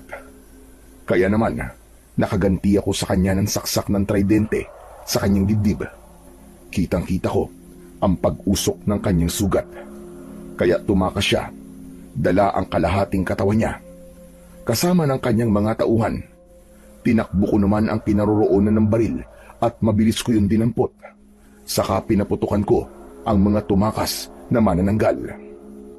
2 aswang ang napabagsak ko bago tuluyang nakatakas sina Commander Sayap. Nang mawala sila sa aking paningin, ay sinunog ko ang kuta ng mga aswang. Mabilis akong tumakbo. Sumunod ako sa aking mga kasama papunta sa bahay ni Lolo Waro. Pagkalipas ng 1 oras na pagtakbo, narating ko ang kinaroroonan ng bahay ng matanda. Sir, paano ka nakarating kagad dito, sir? Huwag ka na magtanong, Dante. Hindi mo rin naman ako maiintindihan. Sige na, samahan mo na ang mga biyag para makapagpalit na sila ng damit at makapagpahinga. Teka, nasan nga pala si Kahektor? Nasa likod ng bahay, kasama ni Lolo Waro. Tinapik ko ang balikat ni Dante. Bago ako nagmadaling pumunta sa likod ng bahay, hindi muna ako nagpakita sa kanilang dalawa dahil narinig ko ang malakas na boses ni Kahektor habang kausap si Lolo Waro. Lolo, ano pong pumasok sa isip nyo? At sumama kayo sa paglusob? Paano ko napahama ka? Nag-iingat ako at may tiwala ako kay Bestor. Nasa kanya na ang mutya ng kuko at mata ng kuwago apo. Meron nang nangangalaga sa mga mutya. Nagulat ako sa aking narinig dahil apo pala ni Lolo Waro si Kahektor. Sandali pa akong nakinig sa kanilang pinag-uusapan habang kinakalagan ni Lolo Waro ng tali ang kanyang apo. Hindi mo na kailangan magkunwaring rebelde, apo. Hindi mo na kailangan isugal ang buhay mo para mailigtas sa mga biyag. Tagumpay silang nabawi ni Bestor. Kahit na po, alam niyo naman po na delikado na rin ang buhay niyo. Kailangan kong bumalik sa Kilisan. Paano ako makakatulong sa mga sundalo kung wala na magbibigay sa kanila ng mga impormasyon? Laglag ang aking panga nang marinig ko ang huling sinabi ni Kahektor. Kaya hindi ako nakatiis. Lumabas na ako sa aking pinagtataguan nang mapansin ako ni Lolo Waro. Agad niyang hinarangan ang kanyang apo at inilayo sa akin. Bestor, kanina ka pa ba nandyan? Opo. At narinig ko po lahat. Hindi ko akalain na isa palang intel si Kahektor. Ang bata pa niya para sa ganitong tungkulin. Nakikiusap ako, Bestor. Huwag mo sasaktan ang aking apo. Bakit ko naman po sasaktan si Kahektor? Alam ko na siya ang tumulong sa akin para makatakas. Kung hilayaan niya ako sa kamay ni Commander Sayap, baka pinaglalamayan na ako ngayon. Kaya pala, sinabi mo sa inyong pinuno na patay na ako dahil kakampi ka pala namin. At ikaw pala ang intel ni Major. Ang totoo, ikaw rin ba nagdala sa akin sa bahay ni Lolo Waro? Oo, Lieutenant. Pasensya ka na. Kung nagpanggap akong rebelde para mailigtas sa mga biyag ni Commander Sayap. Kaya, kinailangan ko rin ang saktan ka. Pero delikado ang ginawa mo. Paano kung napatay kita sa enkwentro natin noong nakarang gabi? Kaya pala mabilis kong naagaw ang baril mula sa'yo. Dahil paraan mo pala yun para patakasin ako. Kasama po yan sa tungkuling ginagampanan ko. Saka, ayoko na po magpaalipin sa mga aswang. Sobra na ang kanilang kasamaan. Nang magkausap kami ni Kahektor, ay napatunayan kong mabuti nga siyang tao. Lahat ng ginawa niya para sa amin ay malaki ang naitulong para mailigtas ko ang mga biyag. Maya-maya pa ay lumapit na rin sa amin si Dante. Sir, secured na po ang mga biyag. Mabuti naman kung ganon. Siya nga pala, Kahektor. Anong sinasabi mo kanina? Marami akong naitagong armas sa silong ng bahay ni Lolo Waro. Malaki ang maitutulong nun para maitakas at mailabas ang mga biyag sa bundok ng Binay. Ipinakita sa amin ni Kahektor ang matataas na kalibre ng baril na nakaimbak sa silong ng bahay ni Lolo Waro. Isang klaseng silid yun na pwedeng pagtaguan. Kanya-kanyang dampot ang mga tauhan ko sa mga baril. Pero natigilan ako nang maramdaman ko ang pag-iinit ng aking suot na kwintas nang lumapit sa akin si Kahektor at dumikit ang kanyang balat sa aking katawan. Hindi ako nagpahalata sa aking mga kasama. Tinapik ko ang kanyang balikat. Kahektor, mag-usap tayo sa labas. Sumunod sa akin si Kahektor papunta sa labas ng bahay. Pagkatapos ay hinarap ko siya. Kahektor, manananggal ka, hindi ba? Isa ka ng aswang na manananggal. Paano nangyari yun? Alam mo na pala.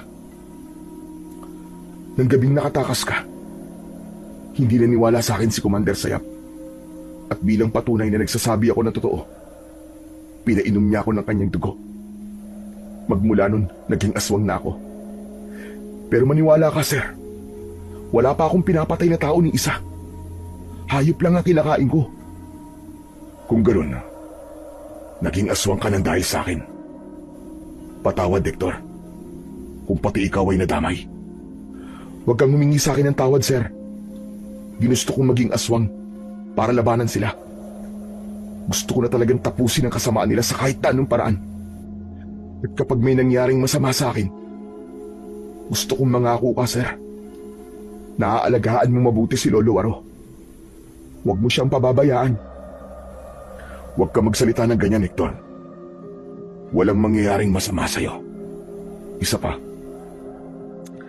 maraming salamat sa tulong mo sa amin at sa iyong sakripisyo. Walang anuman yun, sir. Pero sana, sir, mangako ka pa rin sa akin. Natutuparin mo ang kahilingan ko. Hindi na hinintay ni Kahektor na magsalita ako dahil umalis na siya sa aking harapan. Binalot naman ng pag-aalala ang aking dibdib. Huwag ka mag-alala, Hector. Gagawin ko ang lahat para walang mangyaring masama sa'yo. Bulong ko sa aking sarili habang nakatingin sa naglalakad at papalayo na si Kahektor. Kinabukasan ay naghanda kami sa pag-alis sa lugar na yon para tuluyang ihatid sa labas ng kakahuyan ang mga biyag. Ngunit nagulantang kami sa malakas na boses ni Commander Sayap mula sa labas ng bahay ni Lolo Waro. Alam kong naririyan pa kayo sa bahay ni Tanda. Sumuko na kayo. Ibalik nyo sa amin ang mga itinakas nyo na biyag. Kasadali. Ako ang haharap sa kanila. Huwag kayong lalabas ng bahay para isipin nila na nakaalis na kayo. Lolo, wag! Alam mong walang mangyayaring masama sa akin na po. Manalig ka lang. Wala po akong tiwala sa kanya, Lolo. Masama po siyang tao. At hindi niyo kailangang isugal ang buhay niyo para sa amin. Mas marami ang mapapahamak kung hindi ko ito gagawin. Walang nagawa si Kahektor para pigilan si Lolo Waro sa gusto niyang mangyari. Maging ako ay wala ring nagawa dahil inaalala ko ang mga biyag sa aking likuran. Kaya naman, pigil ang aking hininga habang nakasilip sa siwang ng pintuan. Nilingon ko ang aking mga kasama. Dante, samahan mo ang mga biyag sa silong. Natitiyak ko na maghahalugog ang mga tauhan ni Commander Sayap para mahuli nila tayo. Yes, sir. Maingat na dinala ni Dante ang 6 na tao sa silong ng bahay bago ko sinilip ulit ang nangyayari sa labas ng kubo. Nasaan ang mga biyag? Pati na si Lieutenant Nestor. Hindi ikaw ang gusto kong makita, tanda. Wala kang silbi para sa akin. Kaya ilabas mo na ang mga sundalong tinulukan mo. Nauli na kayo ng dating. Kanina pa silang madaling araw na nakaalis at naihatid na nila ang mga biyag sa kanilang mga pamilya. Hindi mo ko maluloko, tanda. Sige, halugugin niyo ang bahay ng matandang yan.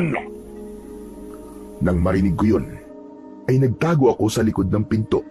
Ganon din si Hector na inihanda pa ang kanyang baril. Maya-maya pa ay pumasok na ang isa sa mga tauhan ni Commander Sayap. Inilingan nito ang paningin sa loob ng bahay maging sa kwarto. Nang makita nito na wala ang mga biyag, lumabas ito ng bahay at sinabing wala na ang mga biyag. Dala ng galit ni Commander Sayap, ipinadakip niya ang matanda sa kanyang mga tauhan. Bitiwan niyo ako! Saan niyo ako dadalhin, mga damuho kayo? Mga demonyo! Alam mo naman siguro kung ano ang ginagawa ko sa mga taong kumakalaban sa akin. Kinaladkad nila si Lolo Waro. Nagmamadali naman na lumabas ng pinagtataguan si Hector at akma na sanang susunod kay Lolo Waro. Pero pinigilan ko siya. Huwag ka, Hector. Delikado. Pero baka patayin nila si Lolo Waro. Hindi ko sila hahayaan na patayin si Lolo. Ililigtas ko siya. Tinabig ni Hector ang aking kamay at bumaba siya sa silong ng bahay para kunin ang mga granada roon. Itinali niya yon sa kanyang katawan. Teka, anong gagawin mo sa mga yan? Panahon na para wakasan ang kasamaan nila. Susundan ko si Lolo Waro. Hindi ka ba talaga nag-iisip? Papatayin ka nila, Hector. Baka pati si Lolo Waro mapahamak sa gagawin mong yan. Wala akong pakialam. Papatayin ko sila. Hindi ko na napigilan pa si Hector nang tumakbo siya palabas ng bahay. Akma ko sanang susundan si Hector nang maramdaman ko naman ang kamay ni Dante sa aking braso. Sir, huwag na tayong makialam sa kanila. Isipin muna natin ang kalagayan ng mga bihag. Pero hindi ba't biyag din naman si Lolo Waro? Hindi ko hahayaan na mapahamak sila. Pero sir, ipagpapalit mo ba ang isang buhay para sa 6 na mga biyag na umaasa sa atin? Kailangan may isang buhay na magsakripisyo para sa kaligtasan ng buhay na mas nakakarami. Huwag mong kalimutang ako pa rin ang namumuno sa pangkat natin, Dante. Kahit kaibigan kita, hindi kita pakikinggan. Tungkulin ko na pangalagaan ang kaligtasan ng lahat. Yun ang sinumpaan natin tungkulin. Kung kinakailangan ipagpaliban ng pagtakas sa mga biyag ay gagawin ko. Mailigtas lang ang buhay ng mga taong tumulong sa atin. Parang natauhan si Dante sa akin sinabi. Kaya naman, kinausap nito si Lupin. Lupin, ikaw na ang bahalang magbantay sa mga sibilyan, ha? Sasamahan ko si Sir Bestor. Ililigtas namin na matanda. Tumango si Lupin bilang tugon. Pagkatapos ay kinuha ni Dante ang tridente at inabot yun sa akin. Ang isang tunay na kaibigan. Walang iwanan. Hindi lang bilang isang kawani ng gobyerno, kundi isang sundalong may pagkakaisa sa layunin. Salamat, Dante. Nang kunin ko ang hawak nitong tridente, ay agad na kaming tumakbo papalabas ng bahay at sinundan si Hector. Lakad at takbo ang aming ginawa para makarating agad sa pupuntahan namin. Pagkalipas ng ilang oras, narating namin ang isang bagong tayo na kampo. Nagtago kami sa Talayban. Sir, positive.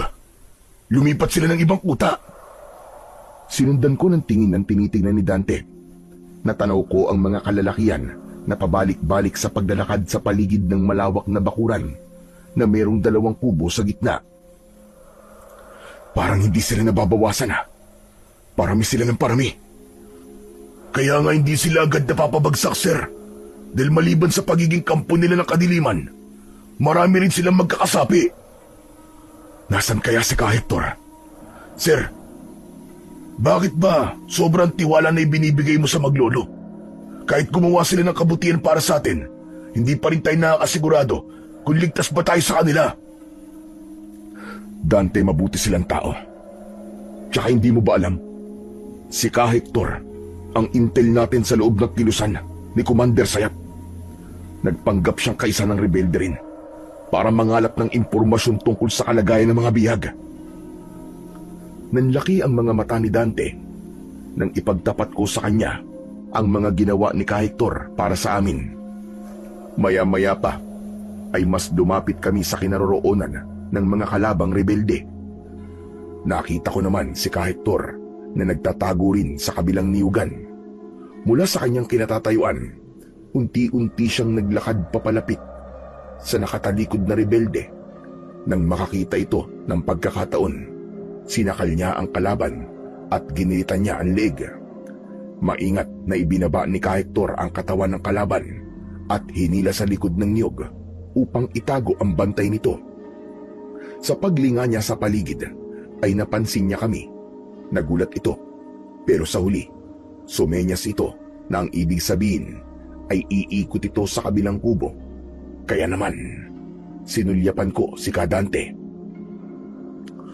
Doon naman tayo sa kabila dadaan. Priority muna natin ang kaligtasan ni Lolo Waro. Nauna akong tumakbo, papunta sa kabilang kubo, habang hawak ko ang aking tridente. Nang makarating kami sa kinaroroonan ng kubo, sumenyas ako kay Dante para pumunta siya sa kabilang gilid ng bahay. Nang mawala siya sa aking paningin ay kumilos ako. Maingat akong pumasok sa kubo at nakita ko si Lolo Waro na nakagapos ang mga kamay sa itaas ng bubong habang nakatayo. Nagulat ito sa aking paglitaw. Pampihira! Anong ginagawa mo nito? Bakit hindi niyo pa itinakas sa mga bihag? Hindi po ako makakapayag na mapahamak kayo, Lolo Waro. Ililigtas ko po kayo kahit na anong mangyari. Isa pa, sumugod din po rito si Hector. Ano ka mo?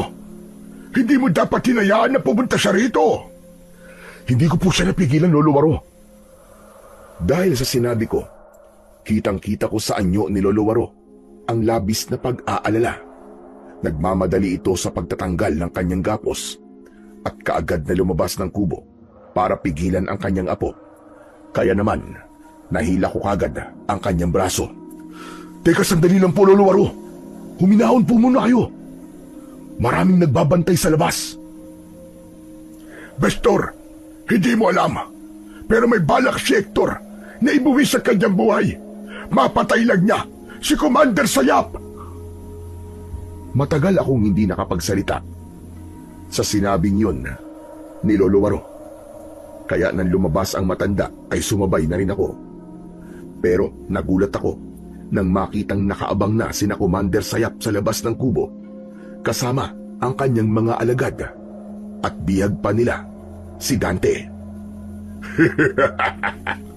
Siguro naman, hindi mo na may pagkakaila sa amin, tanda, na narito pa ang mga lintik na sundalong yan.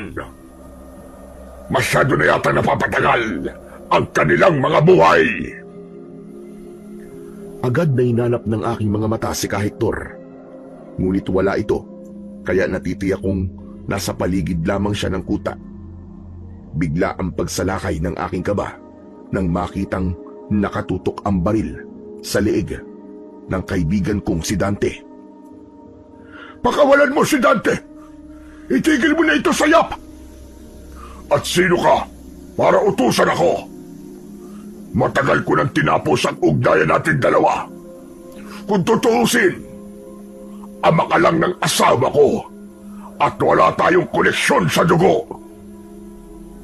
Ano? Anong ibig sabihin na sinabi niya, Lolo Waro? Patawarin mo ko, Vector.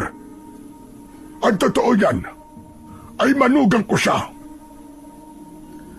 Hindi na natapos ni Lolo ang kanyang sasabihin nang mula sa kakawian, lumusob si Kahektor kasama ang kanyang mga tauhan.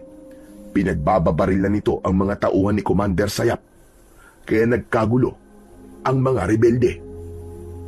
Nabitiwan nito si Dante na agad naman na nakakuha ng baril. Nagpaputok ito at tinamaan ang dalawang rebelde, habang ako naman ay mataas na tumalon at pagbagsak ko ay sakto sa kinatatayuan ng leader nila na si Commander Sayap. Sinaksak ko siya ng aking tridente na tumama naman sa kanyang dibdib. Napangiwi siya sa labis na sakit at gumanti sa akin ng isang malakas na suntok. Naiwasan ko ang kanyang suntok sa aking muka, kaya ginamit ko naman ang aking siko para basagin ang kanyang panga. Pero nailaga niya yon at lumayo sa akin para magpalit ng anyo bilang isang ganap na manananggal. Hindi ako makakapayag na matalo niyo ako, at lalong hindi ko hahayaan na maibagsak niyo ang aking kampo na matagal kong iningatan. Humiwalay ang tiyan niya sa kanyang bewang. Pagkatapos ay lumipad pa itaas. Bawat pagbulusok niya para atakihin ako, ay inihaharang ko ang tridente. Sinalubong ko siya ng mataas na pagtalon. Tinamaan ko siya ng saksak sa kanyang pakpak. Tumagilid ang kanyang lipad. Pagkatapos ay nagpahinga siya sa itaas ng puno. Pero ang pumalit naman ay ang kanyang mga alagad. Patayin sila lahat! Wala kayong ititira! Sabay-sabay na umatake ang mga alagad niya, pero sinalubong sila ng putok ng baril mula sa bagong dating na silupin. Nagulat ako dahil lahat ng aking mga tauhan ay naroon. Bagamat marami ang nasawi sa aking mga kasama, unti-unti namang nababawasan ang puwersa ng mga kalaban. Kaya naman, muling umatake sa akin si Commander Sayap. Tinamaan niya ako ng kalmot sa aking dibdib. Nang bumalik siya para tuluyan akong patayin, isinalag ko ang aking tridente at isinaksak ko yun ng mariin sa kanyang leeg. Hindi maaari! Katapusan mo na! Halimaw ka! Mas lalo kong ibinaon ang tridente sa leeg ng commander ng mga aswang. Pero biglang lumapit si Kahektor at inalis niya ang talim sa leeg nito. Nagulat ako sa biglang pagtanggal niya ng pin ng granada at niyakap niya ang katawan ng pinuno ng mga aswang. Tumakbo kaming lahat papalayo sa kanilang kinaroroonan, kasunod ng malakas na pagsabog at pagsambulat ng kanilang katawan sa lupa. Tumalsik kaming lahat. Si Lolo Waro kagad ang nakita kong tumayo para lapitan ang nagkalat na katawan ng kanyang apo. Sa bilis ng pangyayari, walang may gustong magsalita. Apo ko! Ang apo ko! Bakit mo ito ginawa? Nakaluhod si Lolo Waro habang umiiyak. Hawak ang nagkalat na laman ng kanyang apo. Hindi ko alam kung lalapitan ko ba siya para damayan sa kanyang pagdadalamhati, ngunit wala akong lakas ng loob. Nagulat din ako sa bilis ng pangyayari. Bakit mo ito ginawa? Bakit ka sumama sa kamatayan ng iyong ama? Tumulo ang aking luha sa aking nasaksiyan. Ngayong alam ko na ang dahilan kung bakit ginawa yun ni Kahektor, ay parang pinipiga ang aking puso. Ginawang aswang ni Commander Sayap ang kanyang sariling anak. Kaya imbis na mabuhay, mas pinili na lamang ni Kahektor na mamatay kaysa maging halimaw na kagaya ng kanyang ama. Hindi alam ni Sayap na anak niya si Hector. Matagal kong itinago si Hector sa kanya. Kaya kahit hindi siya pinainom ng dugo nito, magiging aswang pa rin ang aking apo. Planado niya ang lahat ng ito. Bago niya ito ginawa, ipinagtapat niya ito sa akin. Kaya nga, maigpit ko yung tinutulan. Kung gano'n, namatay si Commander Sayap na hindi man lang nalaman na anak niya si Kahektor. Alam na rin niya dahil sinabi ko sa kanya kanina. Sa una ay natuwa siya pero mas gusto niyang patayin si Hector dahil magiging kaagaw lamang niya ito sa kanyang pamumuno. Dapat lang pala talaga sa kanya ang kamatayan. Wala siyang kasisama at walang kwentang ama. Pero hindi kay Ka-Hector. Hindi niya dapat sinapit ang ganito.